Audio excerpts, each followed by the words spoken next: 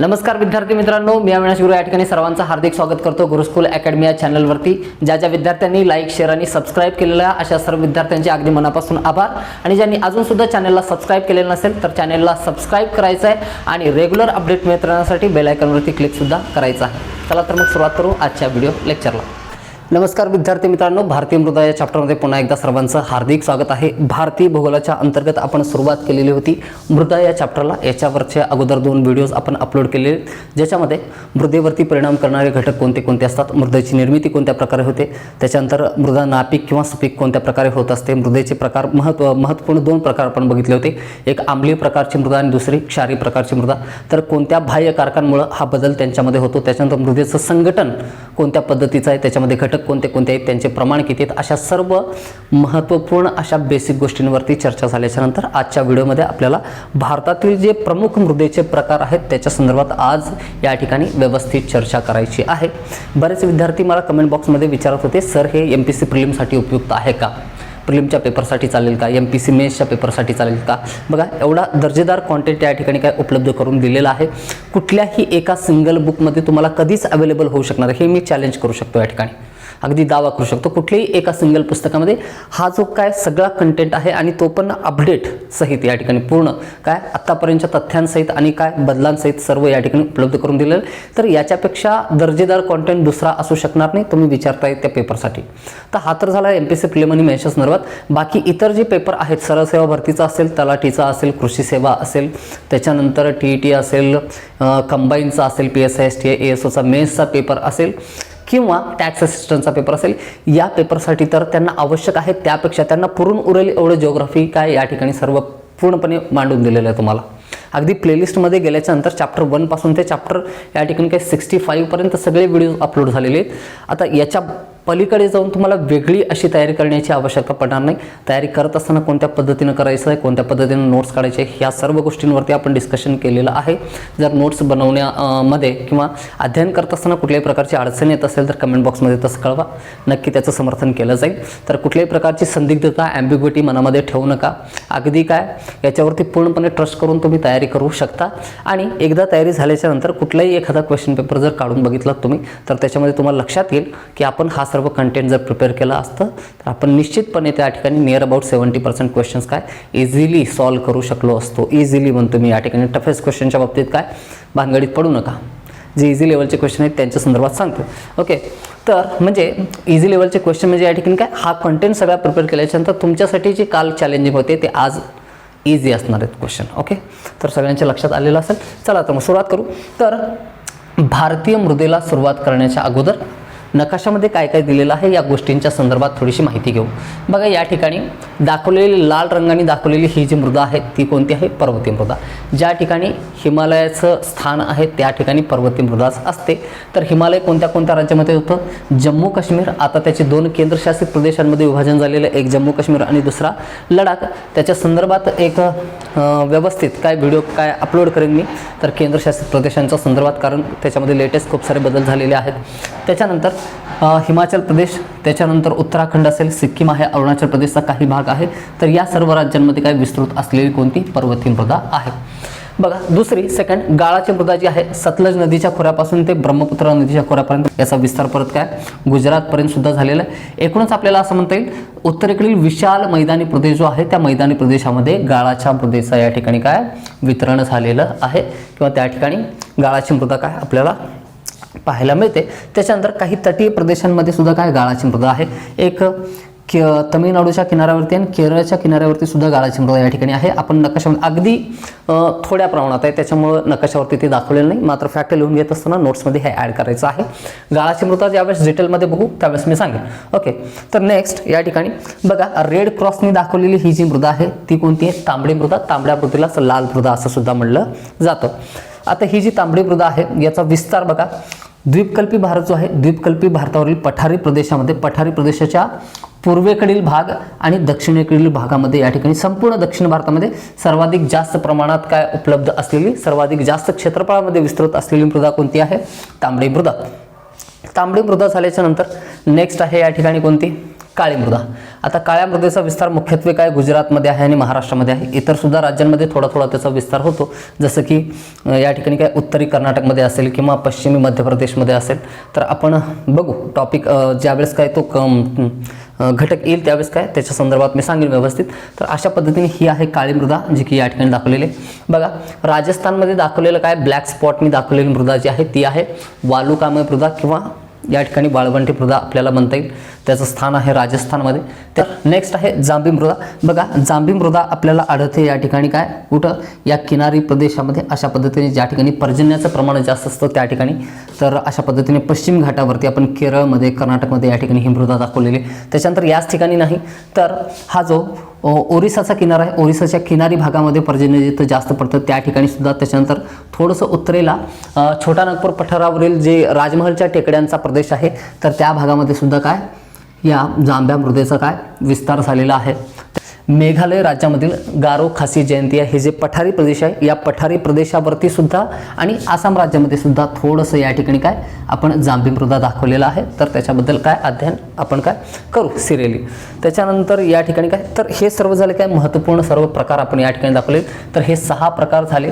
तर या 6 प्रकारांना सोडून लवणयुक्त किंवा अल्कली मृदासुद्धा भारतामध्ये आढळते आणि पीठ म्हणजेच दलदली मृदासुद्धा भारतामध्ये आढळते. तर ते नकाशामध्ये अगदी नगण्य अगदी कमी क्षेत्रफळामध्ये त्यांचा विस्तार आहे. तर ज्यावेळेस ते येतील त्यांचा क्रम ज्यावेळेस येईल त्यावेळेस आपण बघू.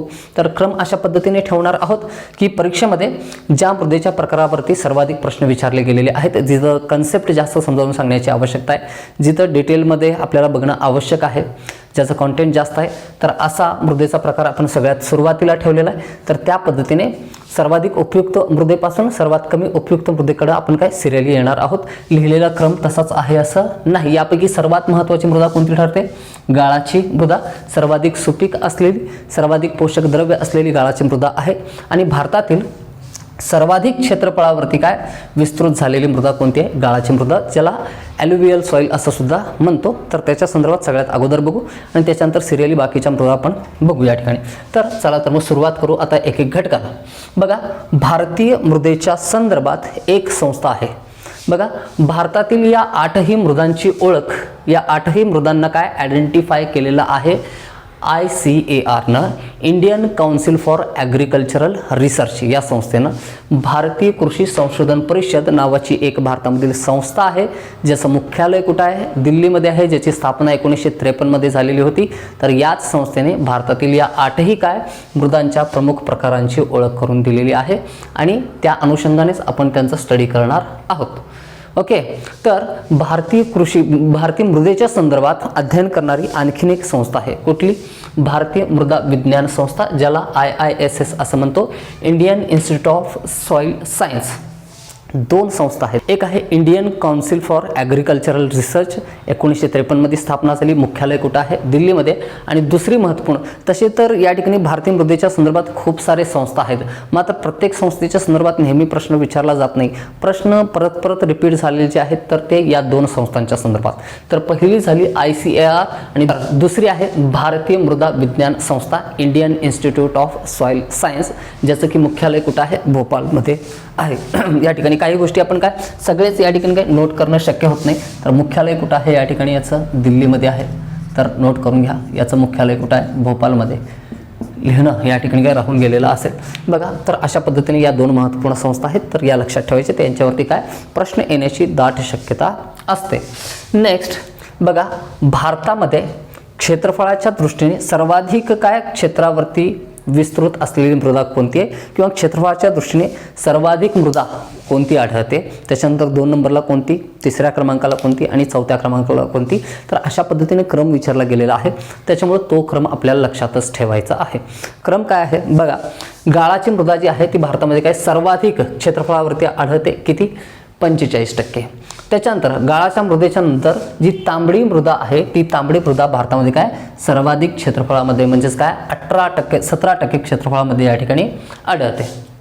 ते झाल्याच्यानंतर तिसऱ्या क्रमांकाची मृदा आहे कोणती? काळी मृदा, ज्याचा की काय जे क्षेत्र आहे भारतातील किती आहे? 10% क्षेत्रावरती आहे. आणि त्याच्यानंतर आहे जांभी मृदा, जी की 7.5% आहे. आता हे पर्सेंटेज पुस्तकांमध्ये 44.6 असेल, 45.3 असेल, 17.8 असेल, अशा पद्धतीने याच्यामध्ये लिटल बिट चेंज असू शकतो. तर याच्याबद्दल आहे ना, हे जे काय नंबर्स आहेत, या नंबर्सवरती नेहमी क्वेश्चन विचारला जात नाही. फक्त प्रश्न असाच येऊ शकतो, खालील काय मृदांचा भारतातील काय त्यांच्या ग्रहण क्षेत्रानुसार काय उतरता क्रम लावा किंवा चढता क्रम लावा, असा क्वेश्चन असू शकतो. तर त्यावेळेस काय याच क्रमाने काय लिहायचे, मृदेचे प्रकार लिहायचे आहेत. आता हे झाल्याच्या नंतर बघा, आपल्याला काय नकाशा एकदा लक्षात आल्याच्या नंतर सुद्धा काय समजेल, सर्वाधिक काय मृदा 45% क्षेत्रामध्ये कोणती आहे? गाळाची मृदा. त्याच्यानंतर 17% क्षेत्रामध्ये कोणती आहे? या ठिकाणी तांबडी मृदा. त्याच्यानंतर काय जे ब्लॅक सॉईल आपण बघितलं, काळी मृदा जी आहे तर ते आहे 10%. आणि त्याच्यानंतर राहिलेल्या या ठिकाणी काही 3 वेगवेगळ्या प्रदेशामध्ये आपण दाखवलेलं, कोणती? जांभी मृदा. कुठं कुठं आहे या ठिकाणी? बघा, या काय किनारी प्रदेशामध्ये आहे, ओरिसाच्या किनाऱ्यावरती आहे, आणि मेघालय आणि आसाम राज्यामध्ये सुद्धा याचा विस्तार झालेला आहे. तर अशा पद्धतीने हे क्रम पाठ करून ठेवायचे, तर लक्षात ठेवायचे, तर लॉजिक कुठलंही काय लावा. या ठिकाणी तुम्ही परत परत रिपीट केला त्या गोष्टी तर काय व्यवस्थित समजून जातील, किंवा नकाशा एकदा लक्षात घेतला तरी हे समजून जाईल. ओके, गाळाची मृदा सर्वाधिक भारतामध्ये सर्वाधिक क्षेत्रामध्ये आढळते, ही गोष्ट पाठ करण्याची आवश्यकता नाही. गाळाच्या मृदेच्या नंतर तांबडी मृदा, तांबड्या मृदेच्या नंतर काळ्या मृदेचा क्रमांक लागतो. हे सर्व सांगत बसण्याची किंवा पाठ करण्याची आवश्यकता पडते का? खरंच स्वतःला एक क्वेश्चन करून बघा. या ठिकाणी जर अध्ययन व्यवस्थित झालेलं असेल तर गोष्टी पाठांतर करायची कधीच आवश्यकता पडत नाही. लॉजिकली आपण काय करू शकतो? ॲन्सर काढू शकतो. ओके, नेक्स्ट आता एक महत्त्वपूर्ण तथ्य आणखीन एक काय मृदेच्या संदर्भात लिहायचं आहे. भारतातील जेवढ्या काही 8ही प्रकारच्या मृदा आपण बघितलेलो आहोत, 8ही मृदेंमध्ये एक कॉमन फॅक्टर आहे. कुठला? अमुक मृदेमध्ये काय कोणत्या घटकाची कमतरता आढळते. प्रत्येक मृदेमध्ये काही घटक जे असतात ते जास्त असतात, काही घटक कमी असतात, हे आहे. आता समजा जांभ्या मृदेला या ठिकाणी काही जांभा रंग किंवा काय गडद लाल रंग का बरं प्राप्त होतो? तर त्यामध्ये असणारे काही ऑक्साईड्स असतील, त्यांच्यामुळं आपण ज्यावेळी त्याचं टाईप येईल त्यावेळेस अध्ययन करू. या ठिकाणी मिक्सअप करायची आवश्यकता नाही. गोष्ट एवढी सांगतो या ठिकाणी, तर कारण असेल या ठिकाणी, रिझन असतं त्याच्या पाठीमागे एक. बघा, भारतातील बघा क्वेश्चन कसंही आला तर तुम्ही अटेम्प्ट करू शकाल. फॅक्ट असा आहे की भारतातील 8ही प्रकारच्या ज्या मृदा आहेत त्या मृदांमध्ये नायट्रोजन, फॉस्फरस आणि ह्युमस यांची कमतरता आहे, म्हणजे आहे. आता ती पर्वतीय मृदा असेल, गाळाची मृदा असेल, किंवा या ठिकाणी काय तांबडी मृदा असेल, किंवा काळी मृदा असेल, किंवा जांभी मृदा असेल, प्रत्येक कुठलाही प्रकार असेल भारतातील मृदेचा, तर त्या मृदेमध्ये तर आंतरराष्ट्रीय सर्व मृदांचा विचार करता काय असतंय? एक नायट्रोजन, दुसरं फॉस्फरस आणि तिसरं ह्युमस यांचं प्रमाण कमी असतं. तर ह्युमस असतं काय? तर ह्युमस काय म्हणलं होतं आपण मागील पिरियडमध्ये सुद्धा तुम्हाला व्यवस्थित सांगितलेलं होतं. ह्युमस म्हणजे मृदेमध्ये असलेले वनस्पती किंवा प्राण्याचे जे काय या ठिकाणी काय कुजलेले अंश असतात, त्यांचं विघटन ज्यावेळेस सूक्ष्मजीवांमार्फत काय घडवलं जातं. या ठिकाणी सूक्ष्मजीव म्हणजे कोणते कोणते? एक कवक असतील आणि जीवाणू असतील. हे कवक आणि जीवाणू काय करतात? मृत अवस्थेत किंवा मृत झालेल्या प्राणी किंवा वनस्पतींच्या अवशेषांगांचं विघटन घडवून आणतात आणि त्यातील खनिजे आणि जी पोषक द्रव्य आहे त्यांना विलग करतात आणि मातीमध्ये मिसळतात. आता मातीमध्ये मिसळलेले हेच जे अवशेषांग असतील वनस्पतींचे आणि प्राण्यांचे, त्यालाच काय म्हणतो आपण? ह्युमस म्हणतो. ह्युमसची उपलब्धता जेवढी जास्त असेल तेवढी त्या काय मृदेची उपयुक्तता कशी असते? जास्त असते. तेवढे पोषक द्रव्य त्याच्यामध्ये काय असतात? जास्त असतात. वनस्पतींच्या वाढीसाठी हेच ह्युमस ॲज अ काय फर्टिलायझर म्हणून काम करत असतं. ओके, आता भारतातील या सर्व मृदेमध्ये नायट्रोजन, फॉस्फरस आणि ह्युमसचं प्रमाण कसं आहे म्हणून सांगितलंय? कमी आहे. ओके, फॅक्ट आहे. जर विचारलं की समजा अशा प्रकारे क्वेश्चन होतंय, काळी कापसाची जी मृदा आहे, काळ्या कापसाच्या मृदेमध्ये खालीलपैकी कोणत्या घटकाची कमतरता आढळून येते? मग ऑप्शनमध्ये काय काय असेल? फॉस्फरस, नायट्रोजन आणि ह्युमस. तर तिन्ही आपल्याला काय करायचे आहेत? निवडायचे आहेत. कुठलीही माती असेल, कुठलीही मृदा असेल, या ठिकाणी त्या मृदेच्या संदर्भात विधान दिलेलं आहे. समजा असं विधान दिलेलं आहे, या ठिकाणी वालुकामय मृदा जी असते, वालुकामय मृदेमध्ये ह्युमसचे प्रमाण कमी असते, वालुकामय मृदेमध्ये नायट्रोजनचे प्रमाण अधिक असते. तर दोन विधान दिलेले आहेत. पहिलं सत्य आहे, दुसरं असत्य आहे. पहिलं सत्य आणि दुसरं पण सत्य, दोन्ही सुद्धा असत्य असतील. पहिलं असत्य आणि दुसरं सत्य. तर यापैकी निश्चितपणे आपल्याला जर फॅक्ट माहिती असेल, आपल्याला या ठिकाणी काय अशा पद्धतीने काय जर आपण लक्षात ठेवण्याचा प्रयत्न केला तर क्वेश्चन चुकण्याचे चान्सेस काय होतं? त्या ठिकाणी काय कमीत कमी होत असतात. तर फॅक्ट सगळ्यात महत्त्वाचं काय आहे? नायट्रोजन, फॉस्फरस आणि ह्युमसचं प्रमाण सर्व प्रकारच्या मृदेमध्ये भारतामध्ये काय असतं? कमतरता असते, कमी असते. हे झाल्याच्या नंतर नेक्स्ट या ठिकाणी सगळ्यांनी हेडिंग टाकायची आहे. पहिली मृदा आपण बघू कोणती? गाळाची मृदा. कोणती आहे? गाळाची मृदा. याच्याबद्दल काय व्यवस्थित काय चर्चा करू.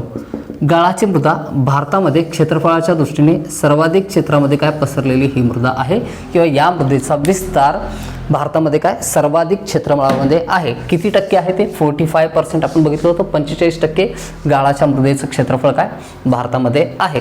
आता ही जी गाळाची मृदा आहे तर याची निर्मिती कशी झाली बघा. उत्तर भारतीय मैदान जे आहे या उत्तर भारतीय मैदानावरती एकतर हिमालयीन या पर्वतांवरून काय वाहून येणाऱ्या नद्या आहेत आणि या पठाराच्या उत्तर भागामध्ये उगम पावणाऱ्या जेवढ्या काही नद्या होत्या त्या नद्या वाहत जाऊन कुणाला मिळतात? गंगा नदीला मिळतात.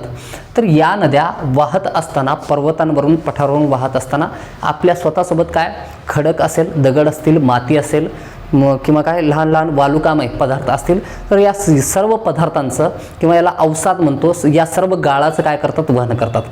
वहन करून आल्याच्या नंतर मैदानी प्रदेशामध्ये आल्यानंतर त्यांची गती कशी होते? मंद होते आणि मंद झाल्याच्या नंतर हे आपलं जे गाळ आहे तर त्या गाळाचं विस्थापन या उत्तर भारतीय मैदानामध्ये हे करोडो वर्षापर्यंत ही क्रिया झालेली आहे.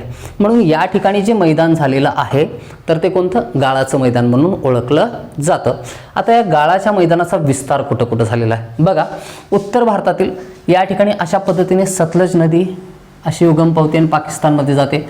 तर या सतलज नदीच्या काय खोऱ्यापासून ते पूर्वेकडं ब्रह्मपुत्रा नदीच्या खोऱ्यापासून अशा पद्धतीने इकडून काय ब्रह्मपुत्रा नदी येथे आपण बघितलेलं आहे. अशा पद्धतीने काय अरुणाचल प्रदेशमध्ये प्रवेश करते, मग आसाम राज्यातून काय प्रवाहित होते.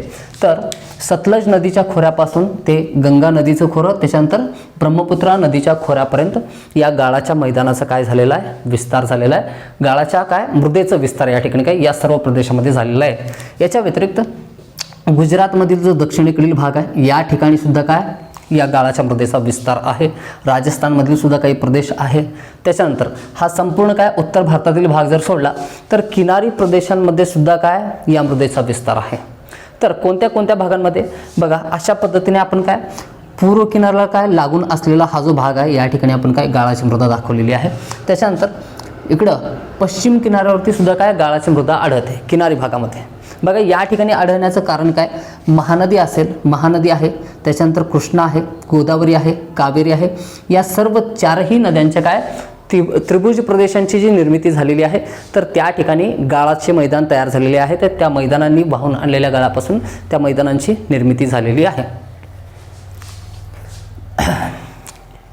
बघा त्या नद्यांनी वाहून आणलेल्या गाळापासून त्या त्रिभुज प्रदेशामध्ये गाळाच्या मैदानाची निर्मिती झालेली आहे.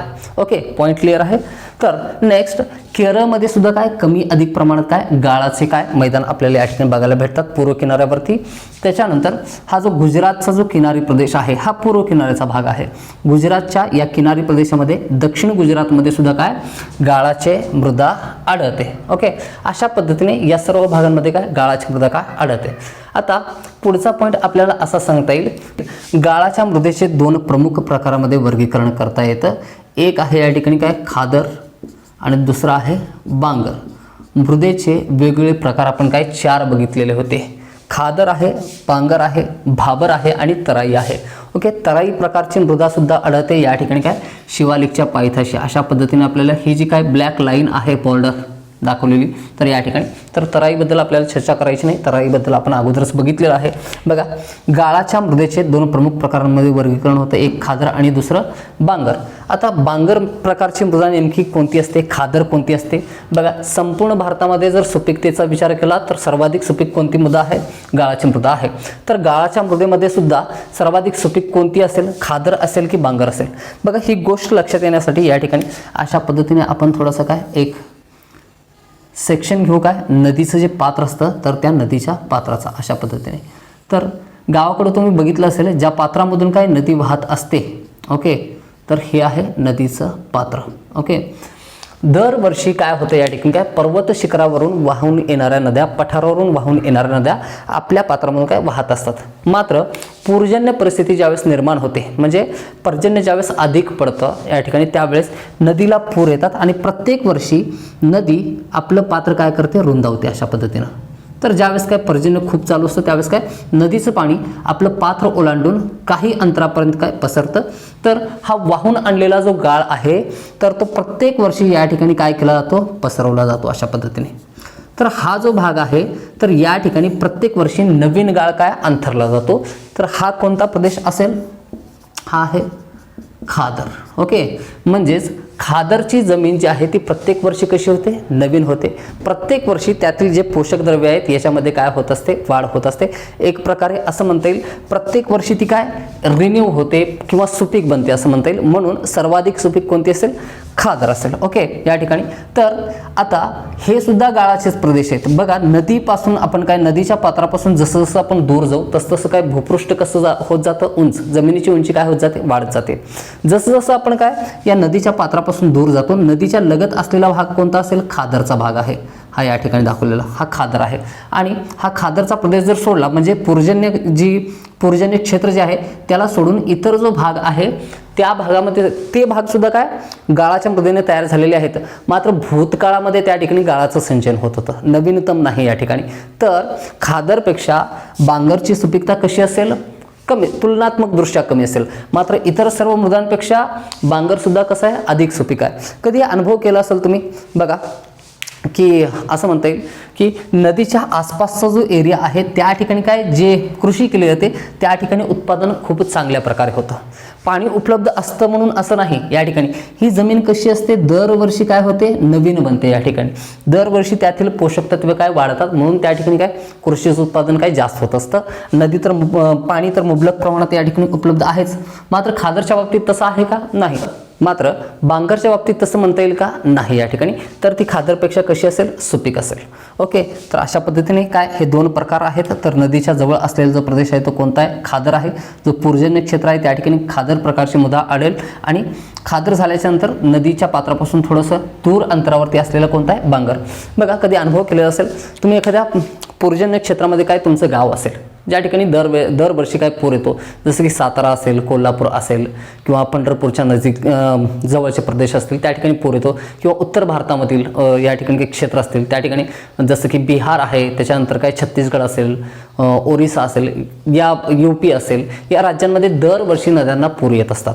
बघा, तिथं गावाकडं कधी गेल्यानंतर ऑब्झर्व करायचं, जे गाव वसलेलं असतं तर ते नदीच्या खादर क्षेत्रामध्ये वसलेलं असतं की बांगर क्षेत्रामध्ये. बघा, या ठिकाणी काय गावांची वस्ती कधीच नसते, कारण प्रत्येक वर्षी त्या ठिकाणी काय पुराचा काय असतो, धोका असतो. मग पुराचा धोका असलेल्या ठिकाणी कोणी घर बांधेल का, नाही. म्हणून जे बांगर क्षेत्र असतं त्याच ठिकाणी काय केलेलं असतं, गाव जे असतात वसलेले असतात. म्हणजे नदीपासून खूप दूर पण नाही आणि नदीच्या खूप जवळ सुद्धा नाही, जेणेकरून की नदीचा धोका सहन करावा लागेल.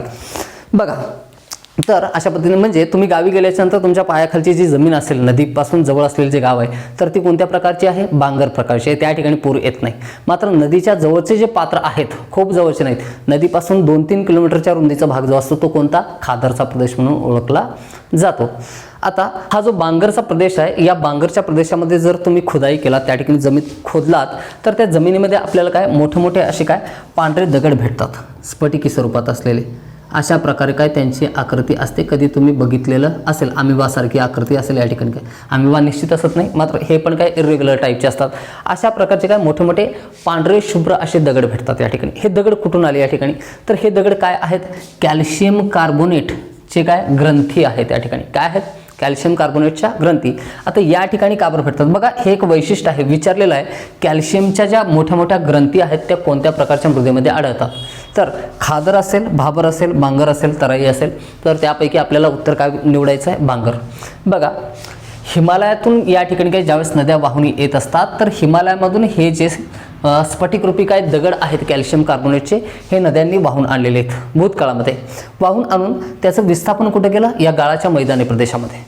मात्र त्याच्यानंतर काय नद्यांनी वाहून आणलेलं जे गाळ आहे ते गाळाचं विस्थापन याच्यावरती होत गेलं आणि हे जमिनीमध्ये काय झाले, गाडले गेले. ओके, तर आता जेव्हा आपण काय खुदाई करतो तर त्यावेळेस हा पांढरा शुभ्र असा काय कॅल्शियम कार्बोनेटची ग्रंथी आपल्याला काय बांगर प्रदेशामध्ये काय उपलब्ध होते किंवा त्या ठिकाणी काय आपल्याला आढळते. तर पांढऱ्या रंगाचा असेल आणि याची घनता खूप जास्त असते. म्हणजे एखाद्या सामान्य दगडापेक्षा सुद्धा हा कॅल्शियम कार्बोनेटचा जर दगड तुम्ही उचललात तो तुम्हाला जास्त वजनाचा जाणवेल. ओके, तर हे झालं काय याच्याबद्दल.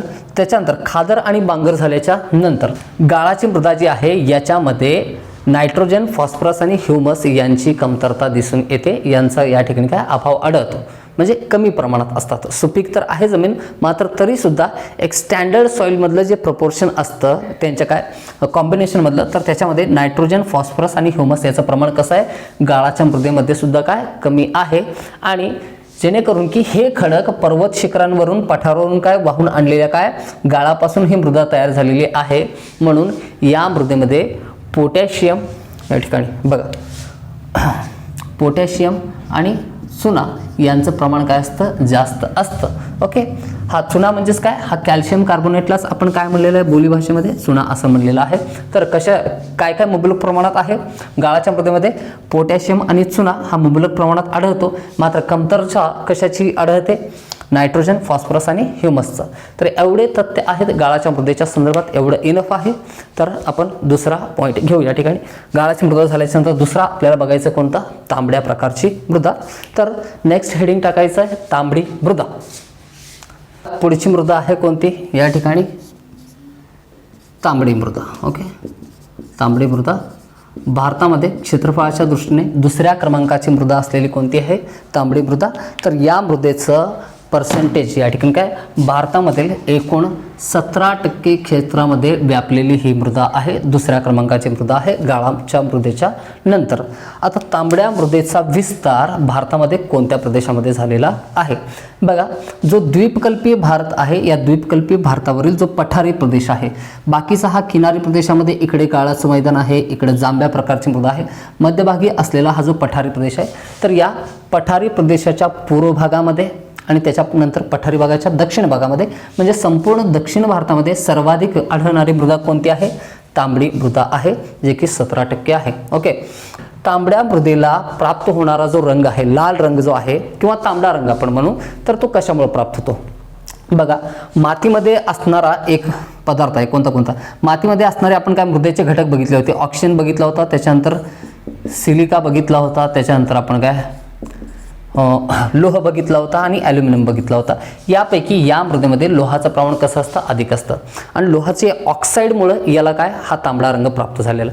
कधी तुम्ही बघितलं असेल की घरामध्ये असलेली जुनी खिडकी असेल किंवा जुना दरवाजा असतो लोखंडी, किंवा लोखंडी वस्तू असतील, खेळे असतील किंवा एखादा रॉड असेल, तर त्याच्यावरती ऑक्सिजनच्या आणि पाण्याच्या संपर्कात आल्याच्यानंतर त्या लोहावरती आहे ना जंग चढत असतो, या ठिकाणी म्हणजे रस्टिंग होतं आणि त्याचा रंग कसा होतो, तांबडा बनत जातो. ओके, तर मातीमध्ये असलेला हा जो लोह आहे, याचा संपर्क ज्यावेळेस काय पाणी आणि ऑक्सिजन सोबत येईल, तर त्याचं रूपांतर कशामध्ये होतं, लोह ऑक्साईडमध्ये होईल.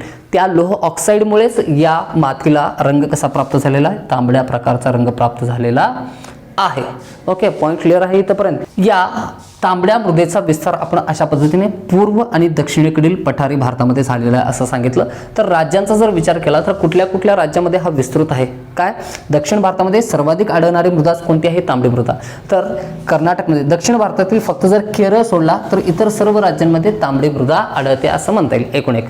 तर राज्य मी सांगतो या ठिकाणी, तर याकडे दक्षिणेकडील काय जो कर्नाटक आहे, कर्नाटकमध्ये, तमिळनाडूमध्ये, त्याच्यानंतर या ठिकाणी आंध्र प्रदेश आहे, आंध्र प्रदेशपासून विलग झालेला या ठिकाणी तेलंगणा स्टेट आहे, तेलंगणा स्टेटच्या वर या ठिकाणी उत्तरेला असलेला छत्तीसगड, छत्तीसगडला लागून असलेला मध्य प्रदेशचा पूर्वेकडील भाग, पूर्वी मध्य प्रदेश, त्याच्यानंतर छत्तीसगडच्या या ठिकाणी पूर्वेला असलेला काय ओरिसा आहे, ओरिसाच्या उत्तरेला झारखंड आहे. तर अशा सर्व राज्यांमध्ये तांबडी मृदा जी आहे ती विस्तृत आहे किंवा वितरलेली आहे. तर नेक्स्ट पॉईंट, तांबडी मृदा जी आहे, या तांबड्या मृदेमध्ये या ठिकाणी तसंच पॉईंट नायट्रोजन, फॉस्फरस आणि ह्युमसचं प्रमाण कसं असतं, कमी असतं. तर आणि नेक्स्ट पॉईंट तांबड्या मृदेच्या संदर्भात असं सांगता येईल की ही मृदा कमी पर्जन्य होणाऱ्या भागामध्ये आढळते. आता हा जो भाग आहे हा पर्जन्यछायेचा भाग आपल्याला एक प्रकारे म्हणता येईल, किंवा पूर्वी किनाऱ्यावरती काय येणारं जे काही पर्जन्य असतं ते दोन कारणांमुळे होतं. एक, जे ईशान्य मोसमी वारे आहेत त्यांच्या मार्फत काय तमिळनाडूच्या किनाऱ्यावरती पर्जन्य होतं. तर आणि त्याच्यानंतर या ठिकाणी पर्जन्य होत नाही असं नाही, थोडंसं या ठिकाणी महानदी असेल, गोदावरी खोरे असेल किंवा कृष्णा खोरे असेल, तर यांच्या मुखावटे काही मोसमी वाऱ्यांचे काय प्रवाह या ठिकाणी काय या प्रदेशामध्ये येतात आणि काही तुरळक प्रमाणात या ठिकाणी काय करतात, पर्जन्य करतात.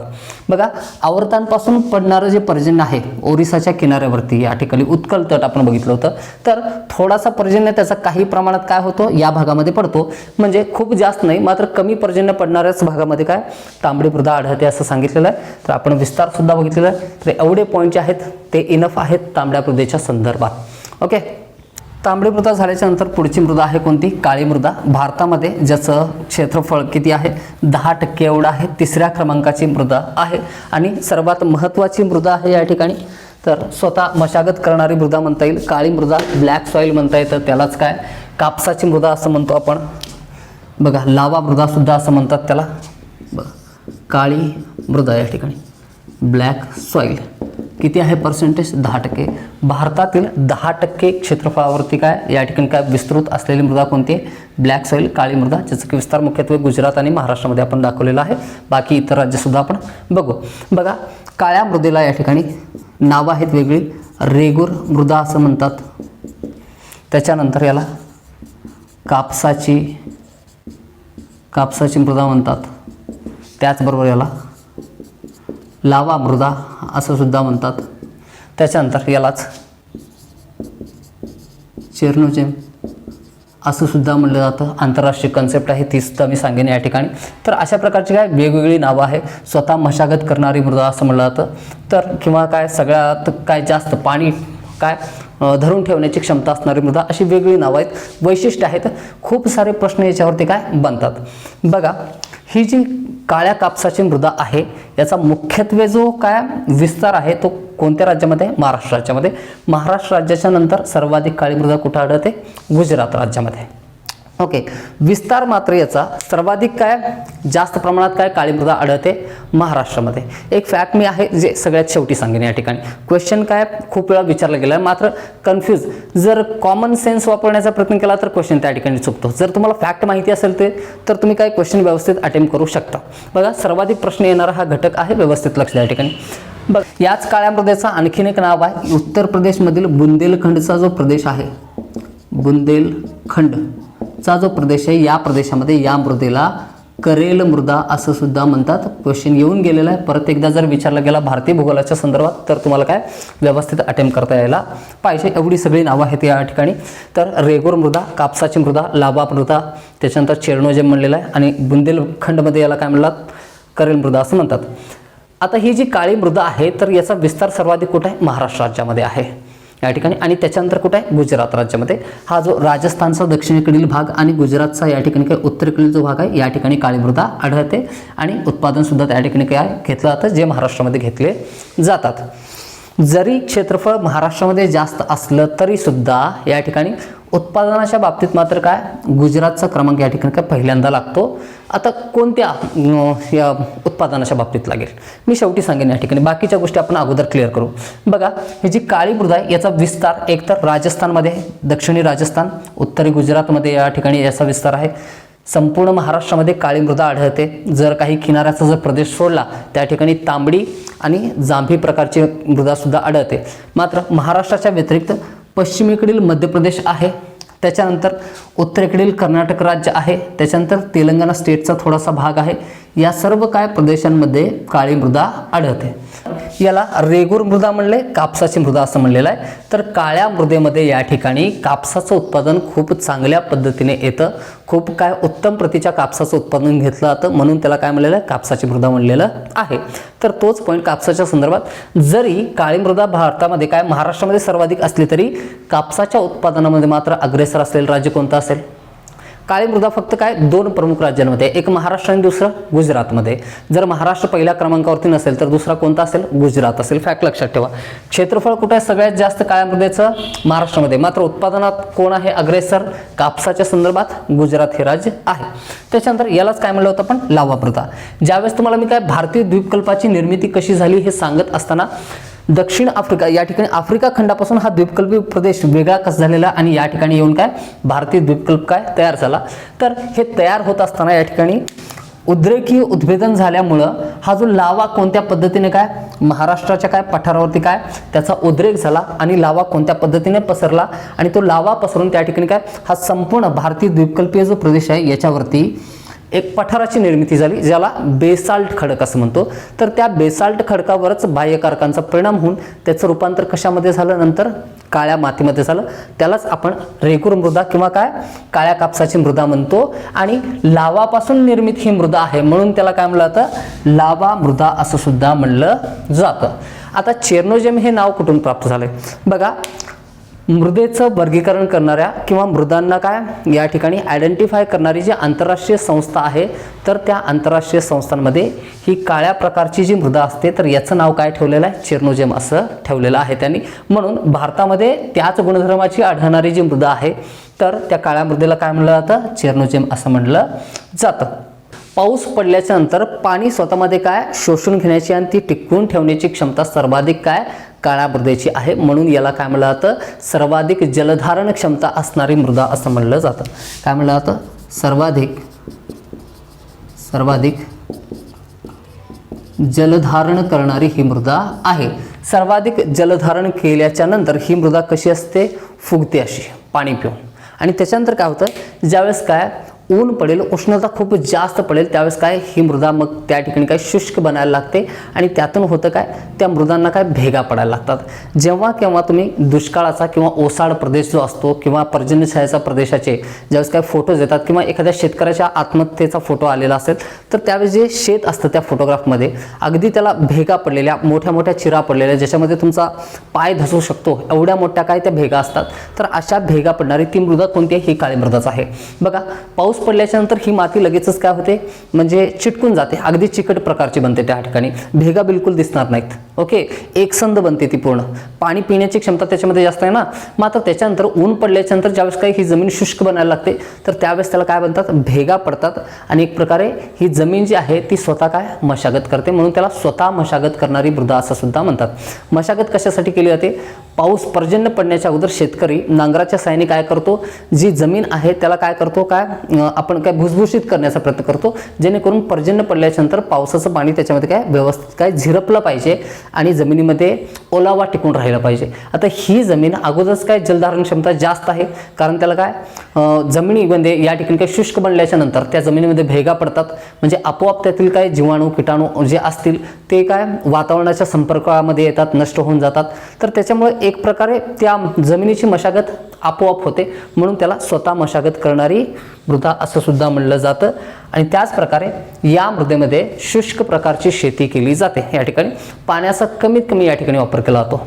आता कमीत कमी पाण्याचा वापर का बरं केला जाईल, बघा उत्तर प्रदेश असेल म्हणजे उत्तर भारतामध्ये जी शेती केली जाते त्या ठिकाणची शेती कशी मुबलक प्रमाणात त्या ठिकाणी काय पाणी उपलब्ध आहे. म्हणून कालव्याद्वारे सरळ पाणी काय शेतात सोडलं जातं आणि त्या ठिकाणी काय पिकाची लागवड केली जाते. पाण्याची एवढी तिथं चिंता करण्याची आवश्यकता नाही. मात्र हा जो विदर्भातला क्षेत्र आहे, महाराष्ट्रामधील विदर्भ क्षेत्र आहे किंवा महाराष्ट्रातील काय जो पर्जन्यछायाचा प्रदेश असेल तर या ठिकाणी एक तर या मृदेमध्ये या ठिकाणी काय भेगा खूप पडतात आणि काय पाण्याचं प्रमाण कमी असल्यामुळे शुष्क प्रकारच्या शेतीसाठी ही मृदा ओळखली जाते. तर शुष्क प्रकारच्या शेतीमध्ये तुम्ही स्प्रिंकलर बघितले असतील, ठिबक सिंचन बघितले असतील, तर याद्वारे काय केलं जातं, ज्या ठिकाणी आवश्यक आहे वनस्पतीच्या अगदी बुडामध्ये त्याच ठिकाणी काय करायचं आहे, पाणी उपलब्ध करून द्यायचं आहे. संपूर्ण शेत पाण्याने भिजवण्याची आवश्यकता नाही किंवा तेवढं पाणी उपलब्ध सुद्धा नाही या क्षेत्रामध्ये. म्हणून हा जो काय ही जी मृदा आहे ती कशासाठी, शुष्क प्रकारच्या शेतीसाठी काय आहे, प्रसिद्ध आहे. तर अशा प्रकारे भारतातील या सर्व काय मृदांच्या संदर्भात आपण सुरुवात केलेली होती. त्यापैकी महत्त्वपूर्ण मृदा जे होते काय गाळाची मृदा असेल, त्याच्यानंतर काळी मृदा आहे, तांबडी मृदा आहे, यांच्या संदर्भात आपण काही चर्चा केलेली.